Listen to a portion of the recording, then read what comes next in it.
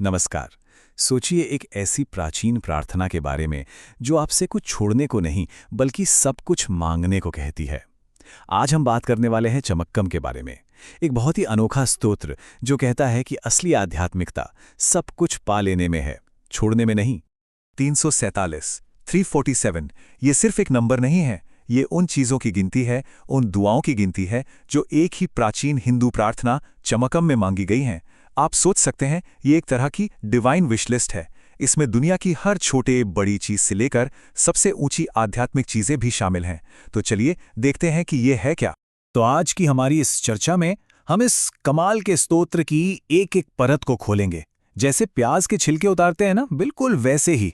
सबसे पहले हम देखेंगे इसकी कॉस्मिक विश लिस्ट, फिर समझेंगे कि एक परफेक्ट जिंदगी का इसका ब्लूप्रिंट क्या है, और आखिर में हम इसके सबसे गहरे फलसफे तक पहुंचेंगे कि कैसे हमारी इच्छाएं ही हमें ईश्वर तक ले जा सकती हैं। तो चलिए सबसे पहले ये समझते हैं कि आखिर ये चमक्कम है क्या। देखिए, ये कोई आम प्रार्थना नहीं है।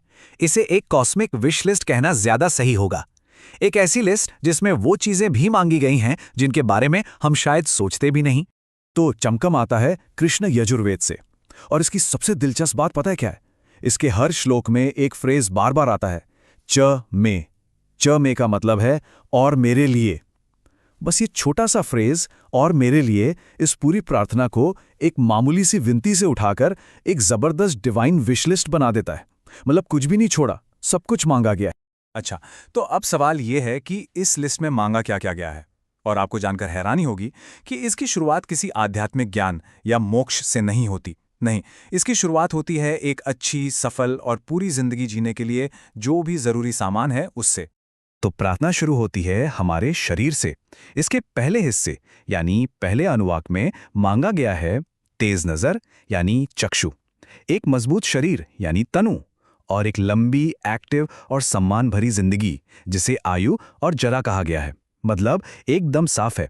एक अच्छी जिंदगी की नींव एक सेहतमंद शरीर ही तो है। ठीक है, तो शरीर की बात हो गई। अब प्रार्थना आगे बढ़ती है मन और समाज की तरफ। दूसरे अनुवाक में क्या मांगा गया है? लीडरशिप क्वालिटीज, मतलब आधिपत्यम, शोहरत यानी महिमा, और लोगों को परखने की समझ जिसे मति कहते हैं। ये सब वो चीजें हैं जो एक कामयाब और असरदार सोशल लाइफ के लिए चाहिए होती हैं। तो शरीर हो गया, समाज हो गया। अब बारी आती है मन की शांति की। तीसरा अनुवाक पूरी तरह से इमोशनल वेलबींग पर फोकस करता है। इसमें दुनियावी और रूहानी दोनों तरह की खुशी मांगी गई है, यानी शम और मया। मुश्किल वक्त में हिम्मत यानी धृति, और एक ऐसी जिंदगी जिसमें कोई दुश्मन ना हो, अनमित्रम। ये एक तरह से एक महफूज और सुकून भरी जिंदगी की दुआ। और फिर आता है चौथा अनुवाक। यहां हम देखते हैं कि ये प्रार्थना कितनी जमीन से जुड़ी हुई है। इसमें खेती बाड़ी से जुड़ी हर तरह की समृद्धि मांगी गई है। खाना, घी, शहद, मौसम के हिसाब से बारिश हो, जमीन उपजाऊ हो, और हर तरह का अनाज जैसे धान, जौ, गेहूं, सब कुछ। और खास बात यह है कि ये सिर्फ अपने लिए नहीं बल्कि सबके साथ मिलकर उस समृद्धि को एंजॉय करने की बात है। लेकिन कहानी में एक ट्विस्ट है। ये जो सैकड़ों चीजें मांगी जा रही हैं ना, ये सिर्फ अपने पर्सनल फायदे के लिए नहीं है। चमक्कम इन सब दुनियावी चीजों का इस्तेमाल एक बड़े मकसद के लिए करना चाहता है, और वो मकसद है पवित्र अनुष्ठान यानी यज्ञ। इस स्तोत्र की जो फिलॉसफी है वो मानती है कि दुनिया की चीजों और भगवान की पूजा में एक गहरा कनेक्शन है। मतलब यहां जो कुछ भी मांगा जा रहा है उसका एक हायर पर्पस है, और वो है यज्ञ करना, पवित्र अनुष्ठान करना। जरा इस स्लाइड को देखिए। यहां 7वें और 8वें अनुवाक से कुछ चीजों की लिस्ट है जो खास तौर पर यज्ञ के लिए मांगी गई है। सोमरस के बर्तनों से लेकर यज्ञ की पवित्र लकड़ियां जिन्हें इद्म कहते हैं, और यज्ञ की वेदी यानी वेदी, हर छोटी से छोटी चीज का जिक्र है।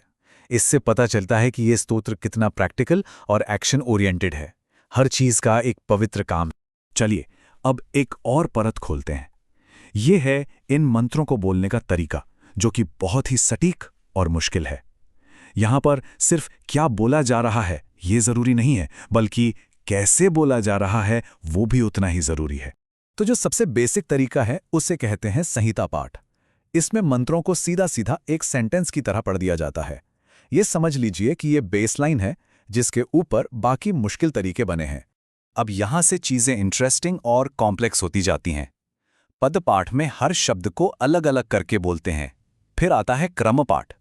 इसमें शब्दों को जोड़ों में पढ़ते हैं, जैसे पहले और दूसरे को, फिर दूसरे और तीसरे को, फिर तीसरे और चौथे को। और फिर आता है जटापाठ, जिसमें पैटर्न आगे पीछे करके दोहराया जाता है, जैसे 1-2, 2-1, फिर 2-3, 3-2। और ये सब क्यों? सिर्फ एक वजह से, ताकि टेक्स्ट में एक भी गलती की गुंजाइश ना रहे। और ये देखिए, ये है घन पाठ का पैटर्न, जो इन सब में सबसे मुश्किल माना जाता है। ये तो किसी मैथ्स के फॉर्मूले जैसा लग रहा है ना? ये सिर्फ रटना नहीं है, ये एक तरह की कंप्यूटेशनल आर्ट है। इसे इसलिए बनाया गया ताकि हजारों साल बाद भी एक अक्षर, एक मात्रा भी इधर से उधर न हो। तो सवाल ये है कि इतनी कॉम्प्लेक्सिटी क्यों? इसका सीधा सा जवाब है, ये मुंह ज़बानी याद रखने का एक फूल प्रूफ सिस्टम था।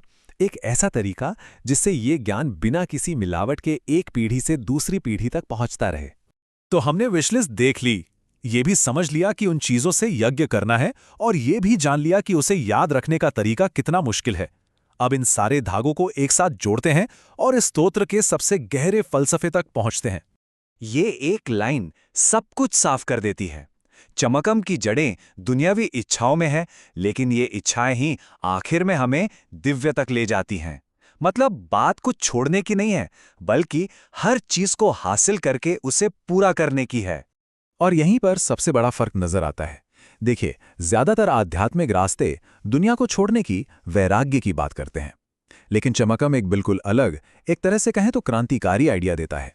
ये कहता है कि मोक्ष का रास्ता दुनिया से भागकर नहीं मिलता, बल्कि दुनिया में रहकर अपने सारे फर्ज यानी अपना धर्म उसे परफेक्ट तरीके से पूरा करने में मिलता है।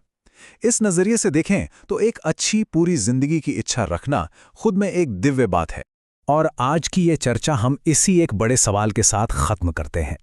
क्या भगवान तक पहुंचने का रास्ता दुनिया को ठुकराने से मिलता है, या दुनिया में रहते हुए अपनी जगह को, अपने काम को सिद्ध करने से? चमक सम हमें इस रिश्ते के बारे में दोबारा सोचने पर मजबूर करता है। और ये एक ऐसा सवाल है जो आज भी उतना ही मायने रखता है जितना हजारों साल पहले रखता था।